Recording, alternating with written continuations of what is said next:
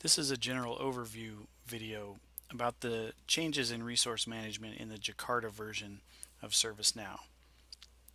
There's a slight modification to the process in resource management in this new version. Resource plans used to be, in the old version, resource plans they could be saved in a planning state by a requester, and that was just kind of a draft state where you're just working on it and nobody sees it yet. And then you would click the request button and it would go to a resource manager. In this state, a resource manager could see it and they could either reject it or they could allocate it. And automatically, as soon as it was requested, the system would create a soft booking, and regardless of whether a resource manager had actually seen it or acknowledged it. And then later, the resource manager would allocate it and create a hard booking.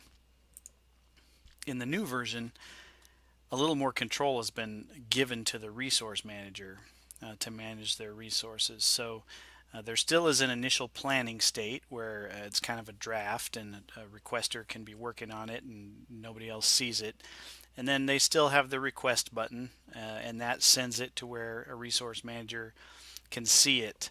The difference is there's a subtle difference behind the scenes, though, in that when it's in the requested state now, there's no soft booking. There's no allocations existing for it yet.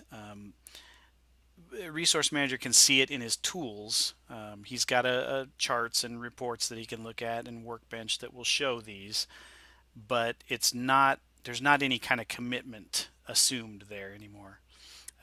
Now the soft bookings happen when it moves to confirm. The resource manager goes in, looks at his availability, figures out where it'll fit and clicks confirm, and then you've got a soft booking. There's just an acknowledgement and kind of a soft commitment that is an active thing by the resource manager now, rather than the system automatically assuming that there can be a soft booking.